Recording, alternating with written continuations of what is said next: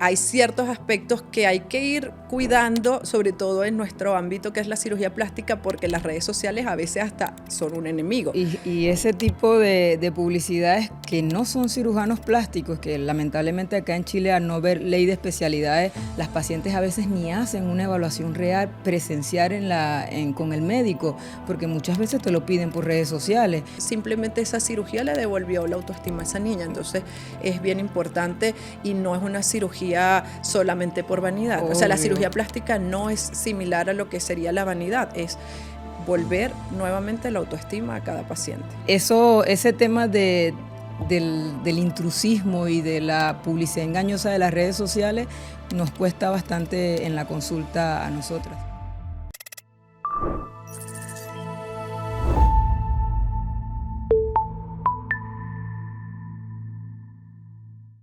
Bueno, amiga, aquí estamos. Por fin llegamos a este día del desarrollo de este proyecto que tenemos tanto rato atrás conversándolo en el quirófano, después de las consultas, y aquí estamos.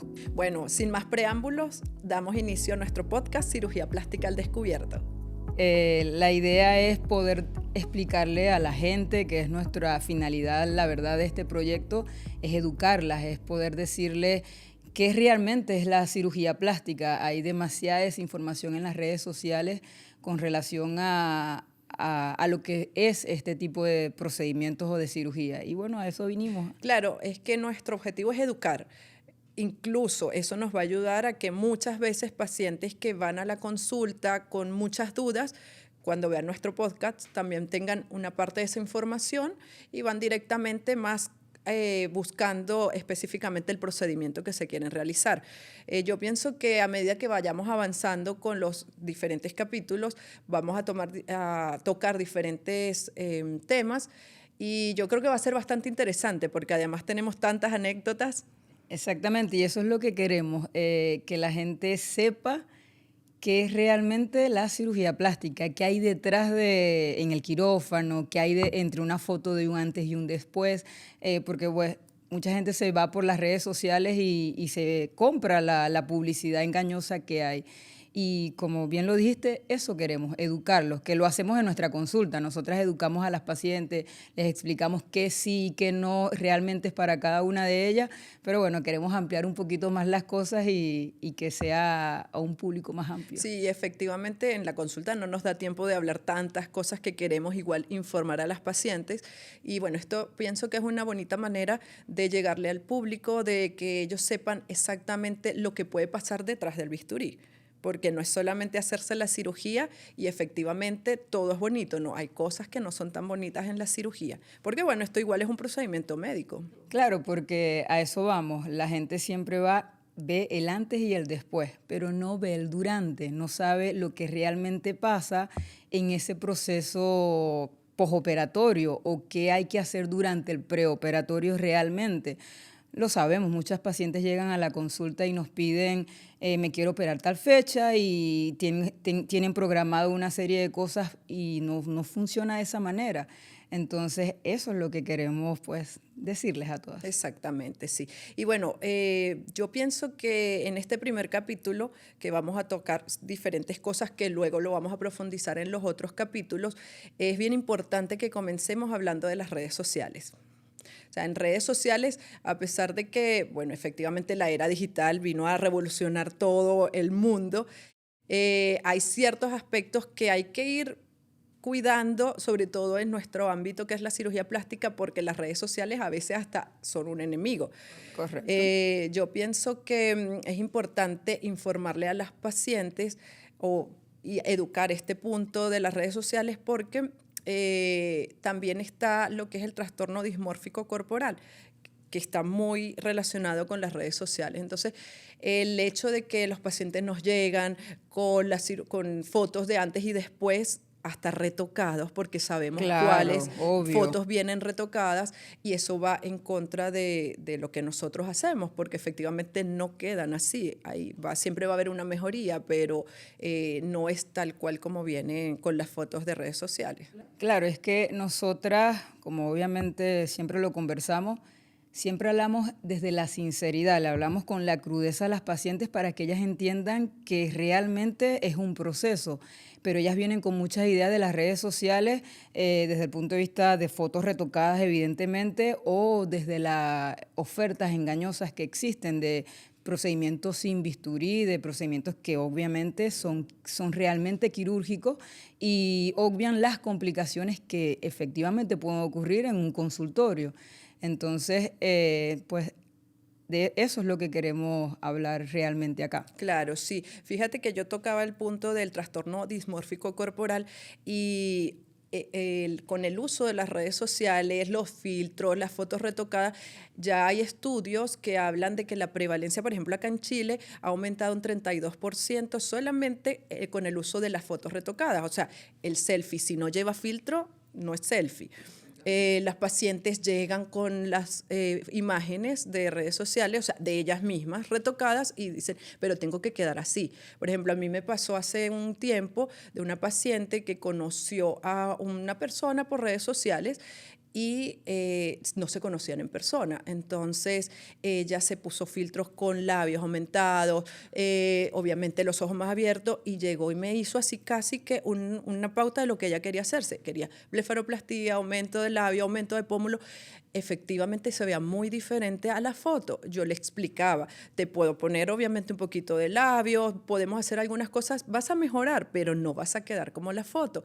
Y eso le molestaba porque en su cabeza estaba que ella tenía que quedar como la foto. Entonces, ese trastorno dismórfico que ha ido aumentando la prevalencia juega en contra si no educamos a los pacientes. Correcto. Y por ejemplo, eso que dices de la foto de las redes sociales, típico que llegan con las fotos, por ejemplo, de las mamoplastías, que es como donde siempre te dicen, quiero este volumen y quiero verme así y ya va, pero es que hay otras cosas, hay que evaluar tus dimensiones, tus características, tu tórax, tus medidas, tu tipo de mama. Entonces, es difícil porque al principio es un choque, las pacientes dicen, ya va, pero es que esto es lo que me venden en las redes y esto es lo que dicen que yo voy a quedar de esta manera. No funciona así y eso es lo que queremos. Claro, porque además, bueno, no sé, me imagino que te pasa, porque a mí me pasa siempre, que cuando te llevan la foto, que aparte de eso, ya que te muestren una foto es un red flag. O sea, ya tú Claro, sabes que ese de acuerdo. paciente, si no queda así, podemos tener problemas. Entonces, es bien delicado saber cuándo ese paciente es un buen paciente y cuándo no es un buen paciente. Sin embargo, bueno, nosotros sabemos que hay varias características que nos van a determinar si es un buen paciente o no, pero me pasa mucho que vienen con la foto, por ejemplo, en la cirugía mamaria, de un tórax bien angosto, una colocación de implantes solamente y la paciente resulta que es un poquito ancha, las mamas caídas y te dicen, pero voy a quedar así, ¿verdad? Claro, y el tema ahí de las cicatrices, que me hiciste recordar que las pacientes, ya, yo quiero, pero sin cicatrices, ya, pero tu mamas son caídas. Hay que explicarles que sí, que hay que hacer una epexia mamaria, hay que reconstruir la mama. No, pero es que yo quiero solo sin cicatrices. No funcionamos de esa manera. Y aclararle y explicarle a esas pacientes que tenemos que evaluarlas y hacer una definición de todas sus características físicas para poder hacerle qué tipo de implante, la posición del implante, el proceso operatorio. Cuesta bastante y como tú dices, son red flags de pacientes que ya van, no estás entendiendo el proceso, no es el resultado que nosotras vamos a lograr contigo, es mejor esos pacientes como que no. Claro, a veces es un poco difícil porque efectivamente, siguiendo el tema de las redes sociales, las publicidades engañosas que hay tienen mucho que ver con el intrusismo médico. Efectivamente, nosotros somos cirujanos plásticos, pero hay muchos médicos que no son ni siquiera cirujanos y realizan este tipo de cirugías. Y ellos son los que tienden a hacer esta publicidad engañosa porque le venden al paciente una maravilla, bueno, además a muy bajo costo, y las pacientes vienen casi que a reclamarte. Vienen a la primera consulta casi a reclamarte, pero ¿por qué? Si aquí en las redes sociales, mire, es más económico, mire, quedo mejor. Además, yo me opero y ya, yo puedo viajar y ¿por qué no lo voy a poder hacer si yo pregunté por Instagram a otro y sí? Y cuando tú te pones a ver, ni siquiera son cirujanos plásticos. Claro, y ese tipo de publicidades que no son cirujanos plásticos, que lamentablemente acá en Chile, al no haber ley de especialidades, cualquier profesional de la salud puede hacer este tipo de procedimientos y en lugares inclusive clandestinos que ni siquiera están autorizados para hacerlo, las pacientes a veces ni hacen una evaluación real presencial con el médico, porque muchas veces te lo piden por redes sociales. Te quieren mandar una foto y que me evalúes y ya, dime cuánto tiene el costo de la cirugía, cuándo me voy a operar y sin exámenes. La verdad es que ese tema del intrusismo y de la publicidad engañosa de las redes sociales nos cuesta bastante en la consulta a nosotras. Claro, sí, yo tengo la información que igual en la legislación está un proyecto de ley para la ley de especialidades. Efectivamente, la ley de especialidades es que acá en Chile no hay límite para que un médico, que solamente un médico general pueda hacer ciertas cirugías o ciertos procedimientos que son de especialista. Porque, a ver, por ejemplo, nosotras somos cirujanos plásticos. Para ser cirujano plástico, nosotras hicimos 6 años de medicina más un año que nos solicitaban de artículo 8, porque nosotras pues somos de Venezuela, que vienen siendo 7 años, igual que acá en Chile. Posterior a eso, por ejemplo, yo hice un año de cirugía general antes de hacer el posgrado de cirugía general, que son 3 años más. Posterior a esos otros 3 años más de cirugía plástica. O sea, En total son 13, 14 años 14 más o menos años aproximadamente para recién empezar a hacer una cirugía plástica. Claro, y los cursos y la formación que hemos hecho a posteriores forma parte también de este aprendizaje constante que tenemos en el área de la cirugía plástica. Y comparándonos con estas otras personas o médicos que realizan este tipo de procedimientos, hacen un curso literal. Cuando incluso son médicos, porque obviamente no todos son médicos. Exactamente. Yo he visto desde dentistas haciendo liposucción, y no solo facial, sino corporal, hasta kinesiólogos, TENS, Claro, y cuando ni siquiera a veces son médicos. Y estos cursos son 2 días. 2 días, sí, o sea, efectivamente. cuando mucho, una semana. Son cursos realmente muy cortos que, como siempre decimos, operacionalmente pueden aprender a hacer un procedimiento, pero es que va más allá. Hay una serie de cosas que el paciente tiene que saber, que tu médico tiene que darte la confianza de que, ok, si sale todo bien, perfecto, pero hay un proceso que no siempre van a salir las cosas bien y tienes que tener a un médico que sepa resolver las complicaciones de cualquier procedimiento que el paciente se someta.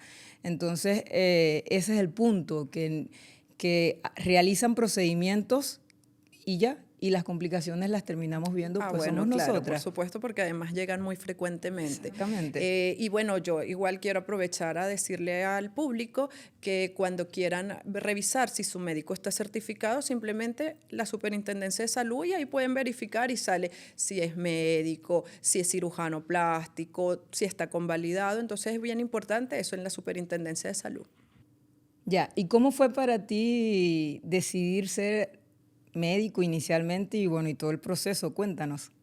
A ver, Ale, desde muy niña, o sea, yo puedo decir que yo tengo la vocación desde que nací, porque, a ver, como desde los 4 o 5 años siempre jugaba no solo a ser médico, a ser cirujano. Yo no tengo ningún familiar médico y cuando tenía 4 o 5 años jugaba con maquillaje a operar a mi mamá.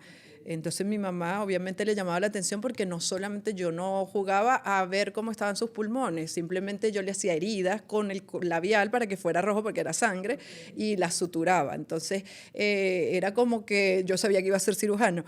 Efectivamente, nunca pensé en hacer otra cosa. Yo decía, si en la universidad no quedo en medicina, no sé qué va a ser de mi vida. Y efectivamente, a medida que estaba haciendo el estudio de medicina, ya enamorada de la cirugía.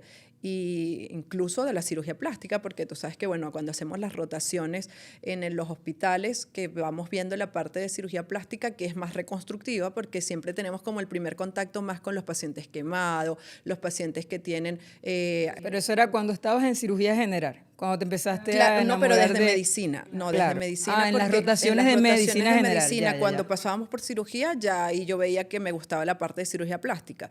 Y hice cirugía porque era un requisito para cirugía plástica, sin embargo, me encantó cirugía general. Y pienso que desde ese momento, o sea, siempre la cirugía plástica. Mira, yo tengo una anécdota muy similar que siempre mi mamá la cuenta. Es que cuando yo era niña también, yo creo que 3, 4 años de edad, ella me llevó al pediatra. Y yo le dije al pediatra, yo voy a ser como tú, yo quiero ser como usted, le dije yo al pediatra. Y mi mamá igual dice que compró un chalequito y yo escogí el color blanco. No es que yo soy doctora. Entonces yo creo que sí, que eso es una cosa con la que nosotras nacemos y bueno, lo vamos profundizando a medida que vamos creciendo. Igual desde niña yo quería ser médico, cuando decidí escoger la carrera era medicina, no quiero estudiar otra cosa que no sea medicina. Y yo típico que cuando entré a la carrera de medicina yo quería ser cardiólogo, pues no tenía ni idea de lo que era la medicina. Pero a medida que fui conociendo cada materia en la carrera, me enamoré de cirugía. Yo hice clic en cirugía general y dije, me gusta la parte quirúrgica, esto quiero ser. Y estando ahora sí en cirugía general, como típico que te pasan por todas las especialidades, yo ahí quedé enganchada de cirugía plástica. Y dije, nada, esta es la profesión que yo quiero hacer en el futuro. Ahora bien, cuando nos tocó migrar, obviamente situación país que pues todos conocemos, costó sí un poco despegarme de Venezuela porque el mundo de cirugía plástica en Venezuela es completamente distinto a lo que quizás era en esta parte del mundo. Pues era lo que yo pensaba. Y costó un poco decidir venirme porque ya yo me sentía súper feliz haciendo cirugía allá en Venezuela, cirugía plástica. Y venir para acá es un proceso, aparte del tema migración, que es dejar todo atrás, que es empezar desde cero, es todo el temor de no saber un mundo desconocido. Culturalmente la gente es distinta, el paciente es completamente distinto al que nosotras estábamos acostumbradas a tratar, todo fue un choque, inclusive desde terminología, te decían palabras que nunca habías entendido, sentías como que era otro idioma en el que te hablaban. Claramente uno va aprendiendo el dialecto y uno ya se va adaptando, pero al principio realmente es un choque con el tema de los pacientes. Y tocar también el tema de los pacientes de cirugía plástica, que siempre es un paciente difícil, en otra cultura doblemente complicada para iniciar, perdón. Así que, bueno, yo supongo que tú también tienes una historia muy similar del tema de emigrar a Chile y el proceso que eso implica, porque como dijimos hace unos minutos atrás, los médicos que hacen el tema de cirugía plástica por un curso de 2 días, nosotras tuvimos que estudiar medicina nuevamente para poder hacer las pruebas que validan acá o que exige el país para tú estar validado como médico, el UNACON, el CONASEN. Son de verdad volver a estudiar de cero todo el proceso y no es nada ni económico ni corto. Entonces, ha sido de verdad todo un proceso que yo sé que nosotras y todos los colegas que han decidido salir de su zona de confort hacia otro país, le ha tocado vivir. Claro, sí, porque efectivamente, bueno, para convalidar nosotros acá en Chile, el proceso, bueno, yo ya tenía bastante tiempo ejerciendo ya cirugía plástica en Venezuela y volver a estudiar medicina para presentar el EUNACON, volver a estudiar cirugía general para presentar el CONASEN de cirugía general y efectivamente presentar el CONASEN de cirugía plástica. Pero bueno, nada es imposible. O sea, yo Claro. pienso que cuando queremos algo, todo lo podemos lograr. Ese era el objetivo y aquí estamos y lo cumplimos.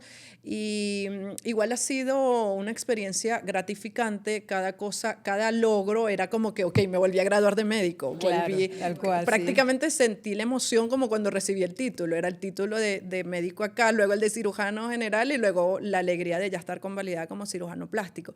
Entonces, igual ha tenido sus cosas buenas, ha tenido sus cosas malas, como todo en la vida. Yo lo he disfrutado bastante. Ha sido un crecimiento sumamente importante para mí toda esta experiencia. Yo siempre trato de ver el vaso medio lleno y no medio vacío. Entonces, cada sacrificio que he tenido que hacer estando acá ha sido para mí gratificante y creo que me ha hecho crecer como persona. Entonces, eso igual lo agradezco y bueno, le agradezco a Chile todo lo que he logrado acá. Efectivamente, todo lo que estamos hablando es porque nosotras hacemos como cirujanos plásticos, hemos hecho las cosas bien para poder ofrecer lo mejor a nuestros pacientes. Nosotras todos los años estamos haciendo cursos, diplomados, bueno, desde que estamos en cirugía plástica. Yo, por ejemplo, haciendo cirugía plástica, justo cuando iba a finalizar, me fui a Brasil a hacer cirugía pospérdida masiva de peso. También he hecho rinoplastia en Brasil, en México cirugía endoscópica facial. Siempre estamos en esto precisamente para ofrecer lo mejor a nuestros pacientes. Por ejemplo, a mí me encanta la cirugía facial. Trato de estar todo el tiempo haciendo, o sea, por mí yo estaría haciendo cirugía facial todo el tiempo. Bueno, ¿tú cuál es como, como lo que más te gusta de la cirugía plástica? O sea, en este momento yo creo que obviamente cirugía corporal me llama bastante la atención. Quizás más adelante me enfoque en algo más detallado. Pero yo acá cuando llegué a Chile, retomando el tema de lo que estábamos hablando, comencé a trabajar en el área pública. Yo estoy trabajando todavía, sigo trabajando en el área reconstructiva mamaria.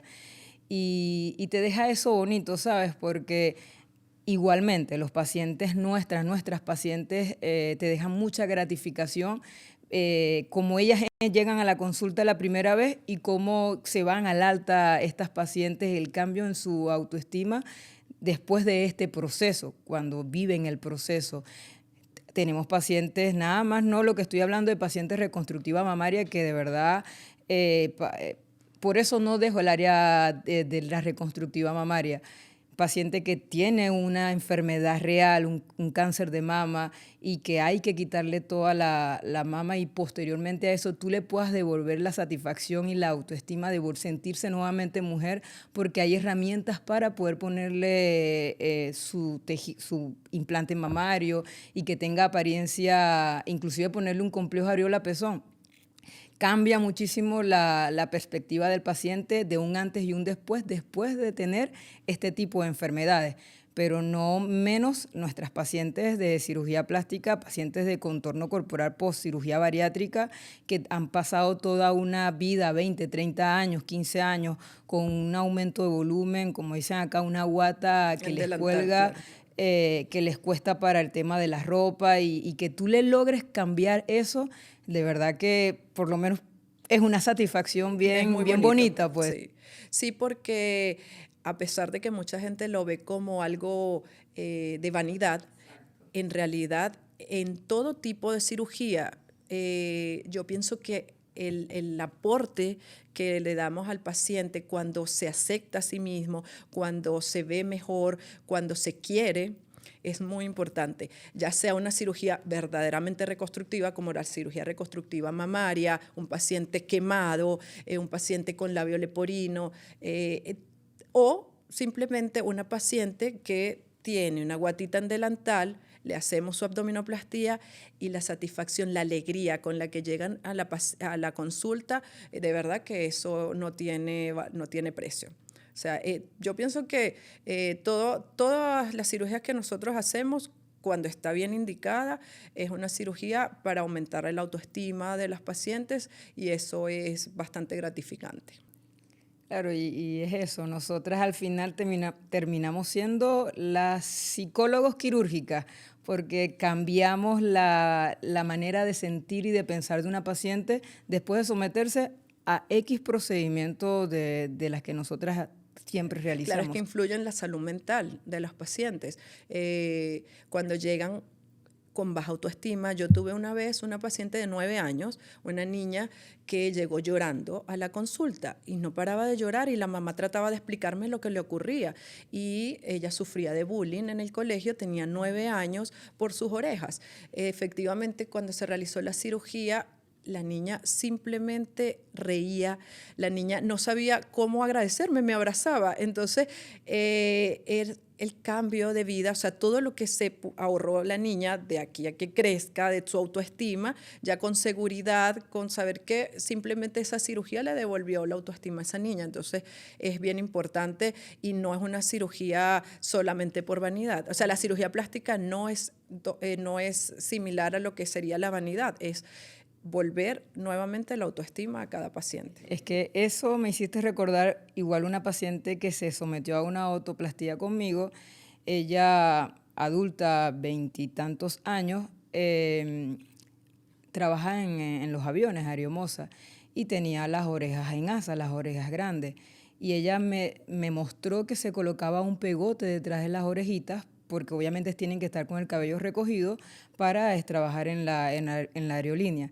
Y el cambio de vida de esa paciente es brutal, es agradable ver que ya después se siente cómoda y no usar este tipo de pegotes para poder sentirse y verse mejor, pues. Bueno, queremos decirte que esto es parte de nuestra labor, acompañarte, escucharte, decirte la verdad. Claro, pero ya va, también es importante saber que tenemos un grupo importante de pacientes que piensa que la cirugía plástica es un spa, que llegan y se van, que es como ir a hacerse las uñas o pintarse el cabello. Y eso es lo que vamos a hablar en el siguiente episodio. Claro, queremos que sepan que esto no es un spa. Acompáñenos en el siguiente episodio y si tienen alguna duda, algún comentario, lo pueden dejar escrito aquí. Nosotros vamos a estar para responderles. Gracias por acompañarnos.